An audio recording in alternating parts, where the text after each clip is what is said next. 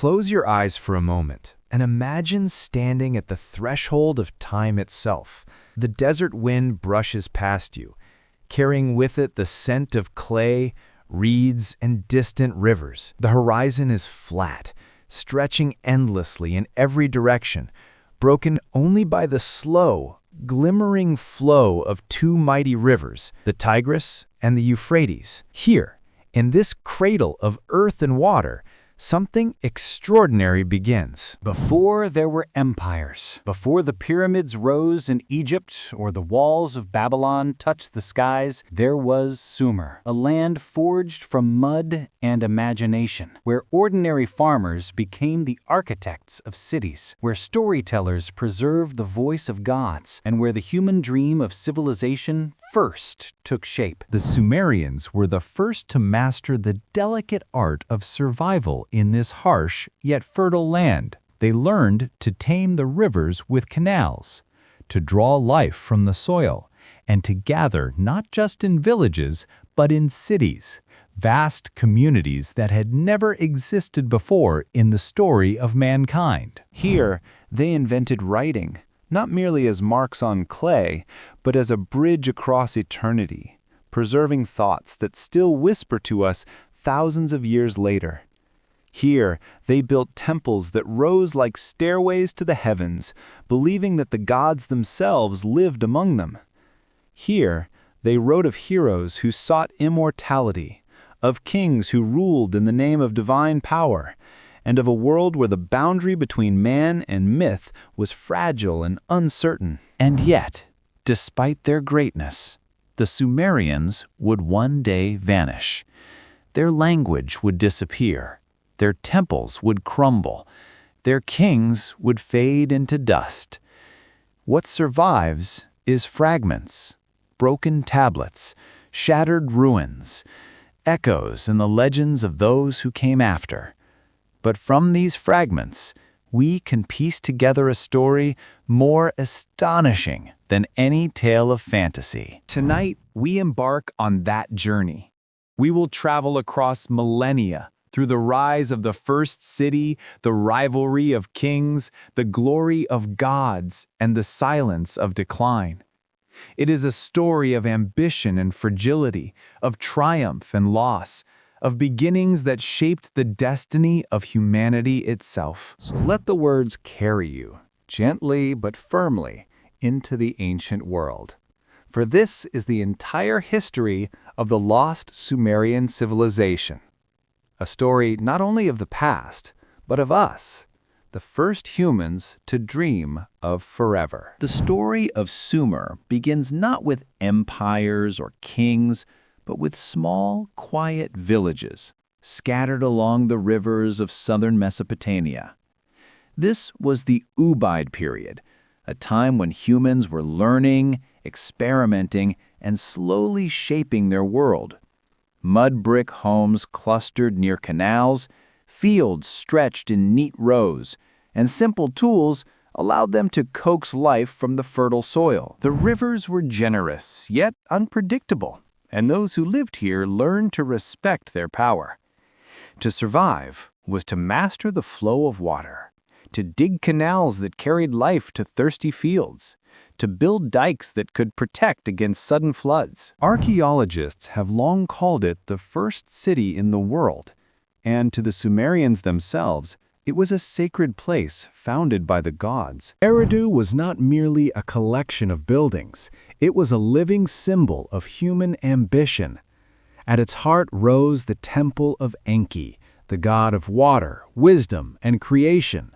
Tier upon tier of mud brick ascended toward the sky, each generation adding its own layer, each brick a testament to devotion, ingenuity, and faith. Imagine walking the streets of Eridu in its earliest days.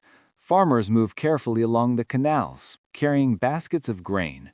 Children play near the edges of fields, their laughter mixing with the murmur of the river. Priests move solemnly toward the temple, their chants echoing across the city, invoking the protection of Enki over both people and land. The city is alive, yet still small, humble compared to the great metropolises that will come. Yet it is here, in Eridu, that the spark of civilization truly ignites. Eridu was also a hub of innovation. Here, humans first began to organize society on a scale larger than a village. Leaders emerged to coordinate the construction of canals and temples, to oversee irrigation, and to maintain the delicate balance between the people and the unpredictable rivers. The seeds of government, law, religion, and urban planning were planted here, in mud, water, and human determination. As time passed, Eridu became the inspiration for the cities that would rise across Sumer. Its temples would influence the architecture of Uruk and Ur. Its canals would guide the engineering of Lagash. Its devotion to the gods would shape the myths and rituals of an entire civilization. Even as the city itself eventually faded into ruins beneath the desert sands, the legacy of Eridu endured, echoing across every Sumerian city that followed. The birth of Eridu is the moment when humanity begins to move beyond survival, beyond mere subsistence, toward ambition, creativity, and legacy. It is the first chapter in a story of cities, kings, gods, and myths. And it is here, along the banks of the Tigris and Euphrates, that civilization itself takes its first deliberate steps into history. From the humble beginnings of Eridu, the land of Sumer blossomed into something greater.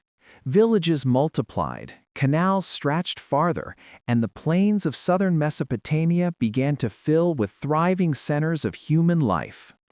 It was no longer enough to survive. The Sumerians began to dream of permanence, of greatness, of cities that would outlast generations. Among these rising settlements, one city soon eclipsed all others, Uruk. Known in later legends as the city of Gilgamesh, Uruk was perhaps the most powerful and influential city of its age. Its walls stretched for miles, enclosing markets, workshops, palaces, and most importantly, temples. It was in Uruk that humanity first experienced what it meant to live in a true metropolis, a place where tens of thousands of people live side by side, their lives intertwined by trade, worship, and politics. At the very heart of Uruk rose the temple of Inanna, goddess of love, war, and fertility. The ziggurat, dedicated to her, stood like a mountain of clay and devotion, tier upon tier climbing toward the heavens. Pilgrims and priests ascended its steps, carrying offerings of grain, incense, and precious stones. The temple was more than a place of worship. It was the beating heart of the city, a reminder that the gods watched over every harvest, every war, and every birth. Uruk was also the birthplace of kingship. Here, the idea of a single ruler, a Lugal or great man, took shape. These early kings were not only warriors, but also builders, organizers, and symbols of divine favor. The most famous of them all, of course, was Gilgamesh, whose semi-mythical deeds were carved into clay tablets.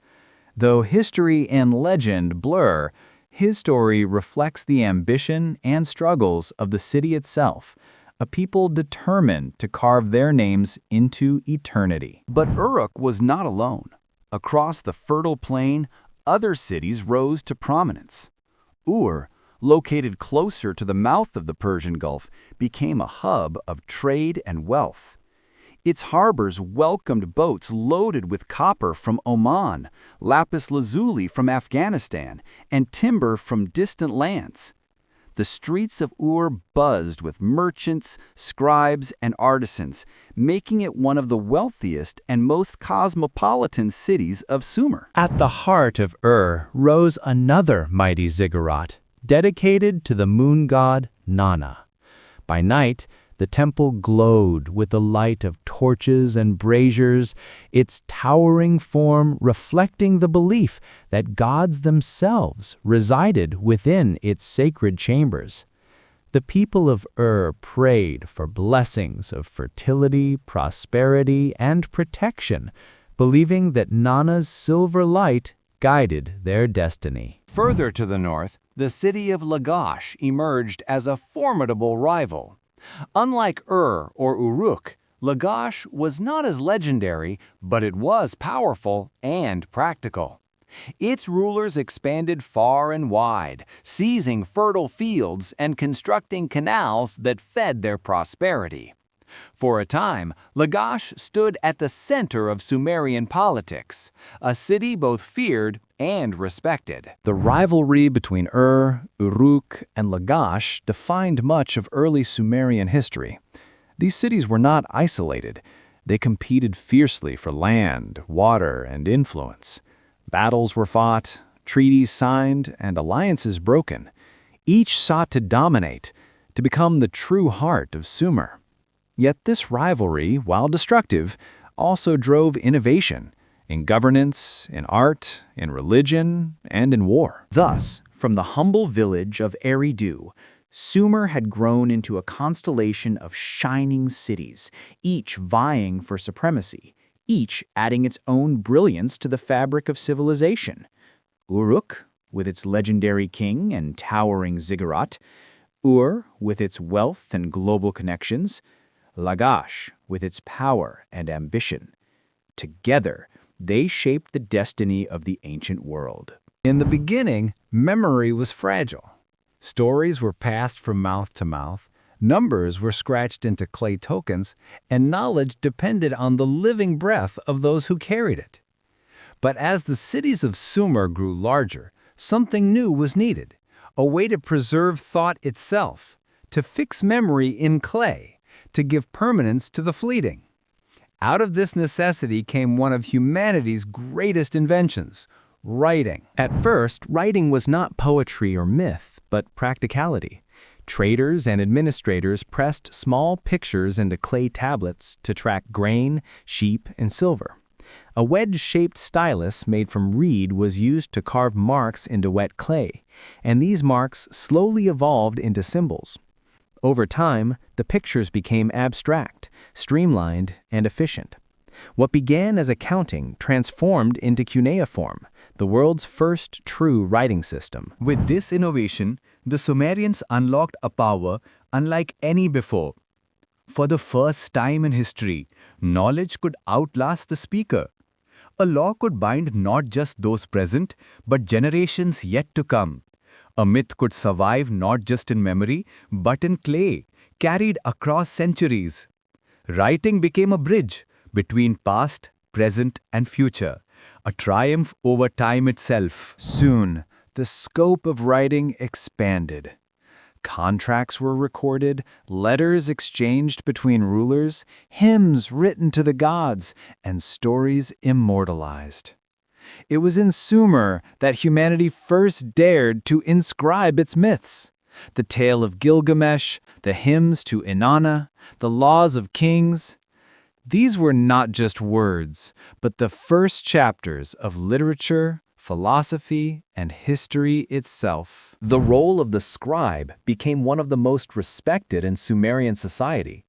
Trained in temple schools, young men spent years mastering thousands of symbols. Their hands, steady and patient, carried the weight of a civilization. To be a scribe was to hold power, the power to preserve memory, to legitimize kings, to speak for the gods. The invention of writing transformed governance as well. Kings could now proclaim laws, carve them into clay, and ensure that justice would be applied consistently. Temples could record their offerings and wealth. Merchants could sign contracts that bound their trade across lands. Writing gave structure, accountability, and permanence to the complexities of city life. But writing was more than a tool of power. It was a window into the soul of the Sumerians. In hymns and prayers, they revealed their fears and hopes, their reverence for gods and kings, their longing for immortality. In myths, they grappled with questions of life and death, love and war, order and chaos. Through clay tablets, their voices still speak to us today, across 5,000 years. The invention of writing was the moment humanity entered history. Before Sumer, the past can only be guessed through fragments of tools and ruins. After Sumer, the past was written. Thoughts, laws, myths, and prayers, all preserved in clay. And though the language of the Sumerians has long vanished, their words remain, etched into eternity. To the Sumerians, the world was not random or silent. It was alive, overflowing with divine presence. Every river, every gust of wind, every grain harvested from the fields was tied to the will of the gods. Life itself was a negotiation with powers unseen, and the myths they told were not just stories, but truths woven into the very fabric of existence. At the heart of Sumerian religion stood a great pantheon of gods. Each city had its patron deity, a divine guardian who watched over its people. In Uruk, it was the radiant Inanna, goddess of love and war. In Eridu, the wise Enki, lord of water and wisdom. In Nippur, Enlil, the mighty god of wind and authority.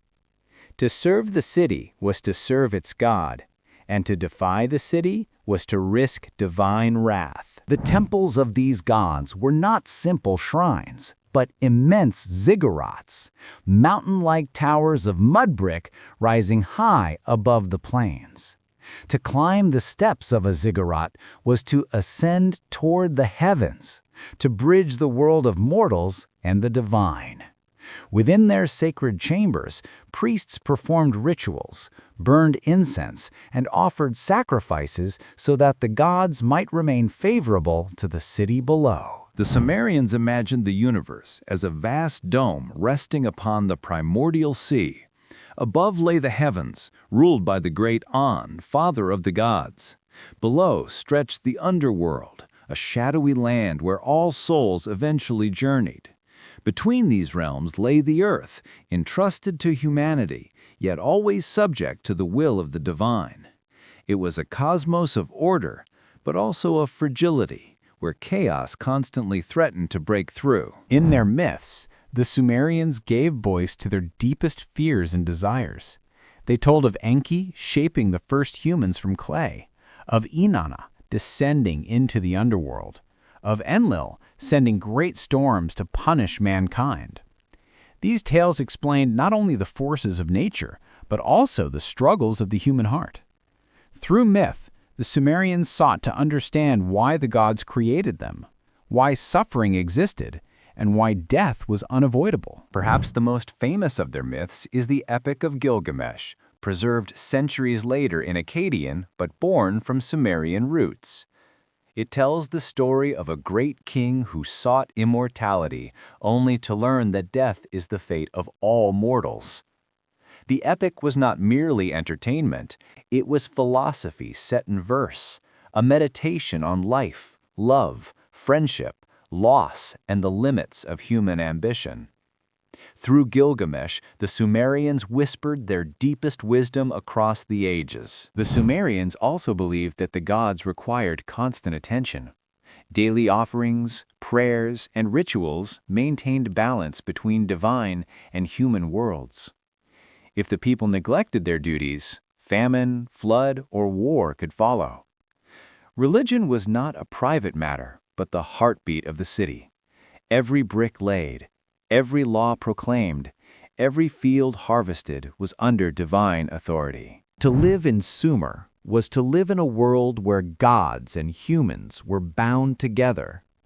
The myths did not simply entertain, they guided, warned, and instructed. They gave meaning to life's uncertainties, and they placed every man, woman, and child within a grand cosmic story. For the Sumerians, to tell a myth was to remember who they were and why they were here. Life in Sumer was shaped by the rhythm of the rivers. The Tigris and Euphrates were both a blessing and a danger, bringing fertile soil with their floods, but also destruction when water surged too high. To survive, the Sumerians mastered irrigation. Canals, dikes, and reservoirs carved into the landscape, transforming the desert plain into one of the most productive farmlands of the ancient world. At the heart of Sumerian society was agriculture. Barley was the staple crop, ground into flour and baked into bread, while date palms provided fruit and shade. Herds of sheep and goats supplied milk, wool, and meat. The bounty of the land fed not only the people, but also the temples, where a share of every harvest was offered to the gods in gratitude for their favor. Sumerian cities thrived on trade. Merchants traveled with caravans across deserts and sailed along the rivers in reed boats, carrying goods such as textiles, wool, and grain. In return, they brought back copper from Oman, lapis lazuli from Afghanistan, and precious woods from distant lands. Sumer was never isolated. It was connected, a hub where cultures met and exchanged ideas as well as goods. Within the cities, society was carefully structured. At the top stood kings and priests, who claimed both political and spiritual authority. Beneath them were scribes, merchants, and artisans, whose skills gave life to the economy. Farmers and laborers formed the backbone of society, while slaves, often prisoners of war or debtors, worked in households and temples. Every person had a place in the grand order, and this order was believed to reflect the will of the gods. The home was the center of daily life. Families lived in mud brick houses built around small courtyards, where cooking, weaving, and gatherings took place. Children played with clay toys and learned the ways of their parents, while women managed households, brewed beer, and wove cloth. Life was simple, yet deeply communal, with neighbors bound together by work, worship, and survival. Craftsmanship was a source of pride. Sumerian artisans produced fine pottery, intricate jewelry, and statues of stone and bronze. Cylinder seals, carved with delicate designs, were pressed into clay as personal signatures, symbols of identity and authority. Each object was more than useful. It was a reflection of culture, artistry, and devotion. Religion touched every part of daily life.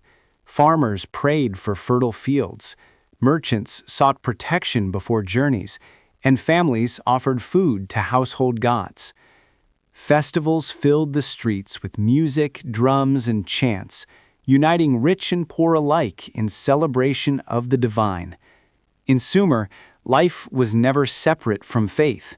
It was faith that gave meaning to the ordinary, that turned survival into sacred duty. Through farming, trade, community, and devotion, the people of Sumer created a world that was both practical and profound. Their lives were not easy. They wrestled with floods, famine, and war, yet they endured, bound together by shared labor and shared faith. In the courtyards of their homes, in the markets of their cities, in the fields along the rivers, the first chapters of human society were written in the dust of Sumer. Though the Sumerians shared language, religion, and culture, their world was not one of unity. Instead, it was a patchwork of fiercely independent city-states: Uruk, Ur, Lagash, Umma, Kish, and many others. Each claimed the favor of its patron god, each sought wealth, and each strove for dominance. Cooperation was rare, rivalry was constant. And from this rivalry was born one of the earliest traditions of organized warfare. The earliest wars were not fought for glory or empire, but for survival. Land and water were precious in Mesopotamia, and disputes over canals or fertile fields could ignite bloody conflict. Records carved into clay speak of boundary stones toppled, irrigation channels seized, and entire villages destroyed as neighboring cities sought advantage over one another. The armies of Sumer were composed of ordinary men summoned in times of need. Armed with spears, axes, and bows, they marched under the banners of their city. Their shields were of wood and leather, their helmets of copper or bronze. Though primitive by later standards, these forces were disciplined, their movements organized by commanders who learned the strategies of both attack and defense. The cities built walls to protect themselves, vast fortifications of mud brick that rose high above the plains. From atop these walls, defenders hurled stones and arrows at approaching enemies. Siege warfare was born here, as armies sought to break gates, breach walls, or cut off supplies until hunger forced surrender. Every city became both a sanctuary and a fortress. Among the rivalries of Sumer, few were as bitter as that between Lagash and Umma. For generations, these cities fought over fertile borderlands. Their conflicts recorded in some of the earliest historical inscriptions. In one famous battle, the ruler of Lagash, Inanna, marched with thousands of men to crush Umma, leaving behind a stone monument called the Stele of the Vultures to commemorate his victory. Yet warfare was not only destruction. Victorious kings used war to claim legitimacy, boasting that their triumphs were proof of divine favor. Conquered lands brought tribute to temples and wealth to the victors' cities. Even in bloodshed, war was woven into the sacred order, with priests blessing armies and sacrifices offered before battles. But rivalry also weakened Sumer. While the city-states exhausted themselves in endless conflict, outsiders watched and waited. Nomadic tribes along the borders and ambitious kingdoms beyond the rivers would one day take advantage of this division. The seeds of Sumer's decline were sown in the very wars that its kings used to prove their greatness. For the Sumerians, rivalry was both a source of strength and weakness. It drove innovation in warfare, politics, and law, but it also ensured that unity remained elusive. The fields of Mesopotamia, rich with life, were also soaked with blood. Here, in the first cities, humanity discovered not only the art of civilization, but also the art of war. After centuries of rivalry and decline, a new power rose from the ancient heart of Sumer, the city of Ur. Around 2100 BCE, under the leadership of Ur-Nammu, the third dynasty of Ur began a brilliant but short-lived renaissance, a final flowering of Sumerian culture before the civilization faded into history. Ur-Nammu established order after chaos. With a steady hand, he united the fractured cities of Sumer, restoring stability through law and administration. His greatest achievement was the Code of Ur-Nammu, the world's oldest surviving legal code. Written centuries before Hammurabi, it laid down laws to govern disputes, protect the weak, and ensure justice across the land. The Code of Ur-Nammu reflects both harshness and compassion. It prescribed fines for injuries, penalties for theft, and protection for widows and orphans. While punishments were severe, they were also an attempt to bring fairness in a world long ruled by arbitrary power. Through law, Ur-Nammu sought to create a society where justice was not merely the will of kings, but a lasting principle. But Ur-Nammu's vision was not only written in law, it was carved in stone and brick. His reign saw the construction of the great ziggurat of Ur, one of the most magnificent monuments of the ancient world. Rising in 3 massive tiers toward the heavens, it was dedicated to the moon god, Inanna, the city's divine protector.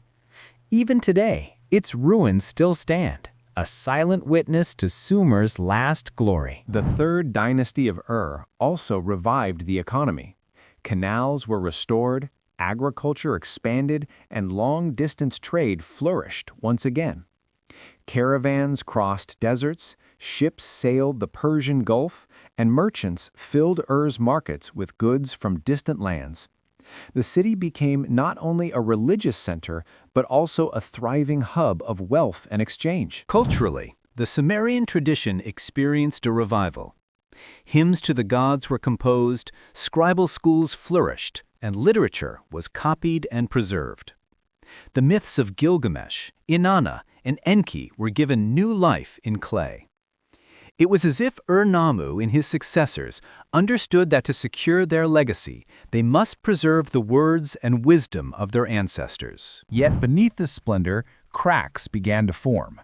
After Ur-Nammu's death, his successors faced growing pressures: invasions from the Elamites in the east, incursions from nomadic Amorites in the west, and internal revolts among subject cities. Though kings like Shulgi tried to hold the empire together with reforms and military campaigns, the weight of enemies proved too great. By 2000 BCE, the third dynasty of Ur collapsed. Its great monuments stood silent, its laws forgotten, its cities conquered. But even in defeat, the dynasty left behind a legacy of law, architecture, and literature that shaped Mesopotamia for centuries. The great ziggurat still rose against the desert sky, a final echo of Sumer's brilliance. The third dynasty of Ur was Sumer's last great revival, a moment when law, faith, and culture burned brightly before fading into the larger empires of Mesopotamia.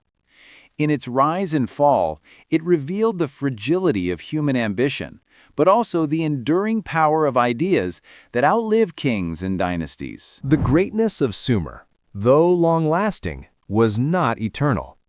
By the dawn of the second millennium BCE, the once mighty cities that had pioneered writing, law, and monumental architecture began to fade. Their canals filled with silt, their temples crumbled, and their political strength weakened. Yet their decline was not sudden. It was the slow unraveling of a civilization, undone by both human ambition and the relentless pressures of the world around them. One of the greatest threats came from beyond Mesopotamia's borders. To the east, the Elamites pressed in from the Iranian plateau, raiding cities and carrying off treasures. To the west, Amorite tribes migrated into Mesopotamia, gradually gaining power and influence.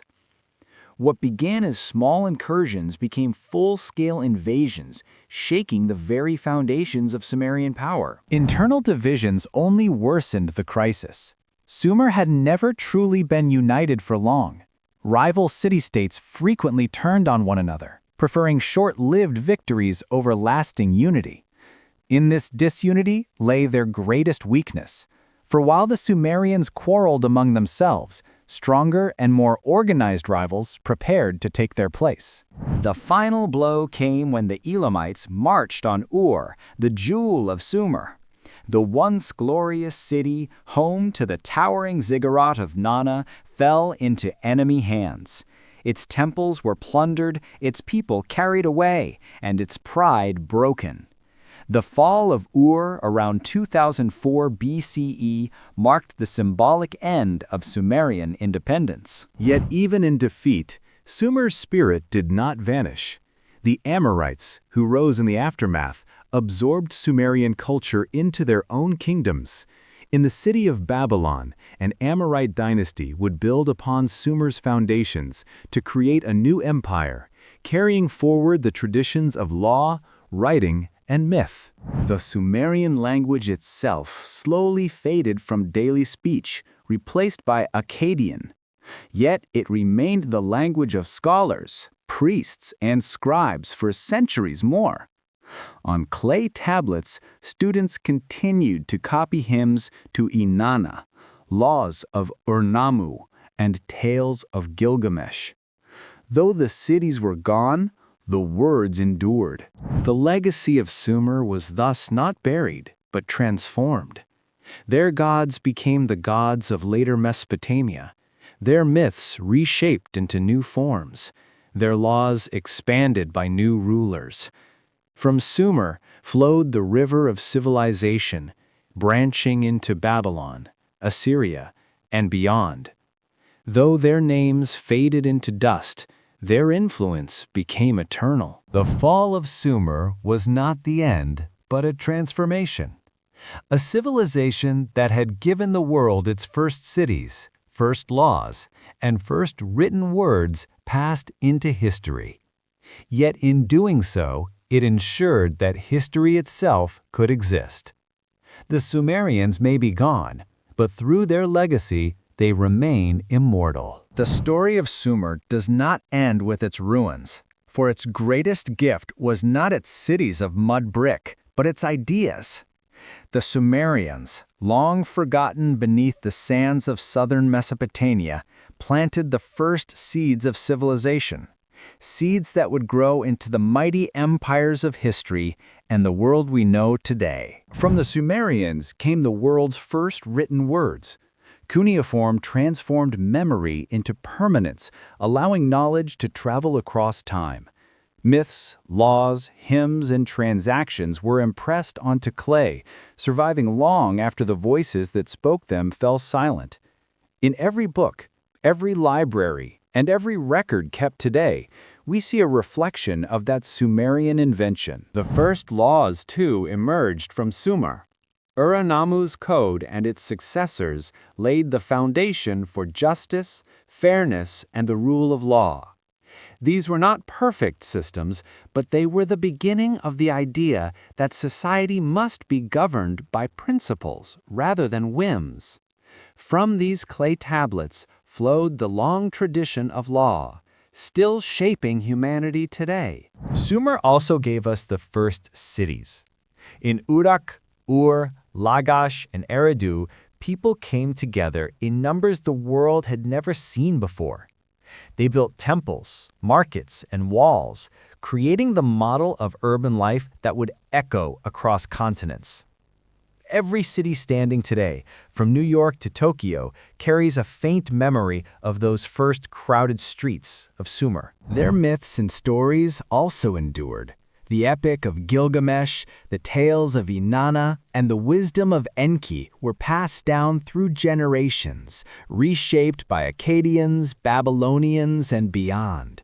These stories were not only entertainment, they were reflections on mortality, love, ambition, and the eternal struggle between humans and the divine. In their voices, we hear the first great questions of humanity. Even in fields like mathematics and astronomy, the Sumerians pioneered systems we still use today. Their base 60 system gave us the 60 minutes in an hour and the 360 degrees of a circle. Their careful observations of the heavens laid the groundwork for later astronomy, blending science with myth to create meaning from the stars. Though their cities fell, their influence flowed endlessly forward. The Akkadians, Babylonians, Assyrians, Persians, Greeks, and countless others built upon the foundations of Sumer. Like the river that watered their land, Sumer's ideas spread far beyond its banks, carrying civilization itself across the world. The ruins of Sumer lie silent now, half buried beneath the desert sands. Yet through their invention of writing, their shaping of law, their creation of cities, and their questioning of life's mysteries, the Sumerians gave us more than monuments. They gave us civilization. To remember them is to remember the dawn of humanity itself. The legacy of Sumer reminds us that even the mightiest empires may crumble, but ideas endure. Stone erodes, kingdoms fall, and names are forgotten, but knowledge, once written, never truly dies. And so, in every letter, in every law, in every city, a part of Sumer still lives, whispering across the ages that civilization began here.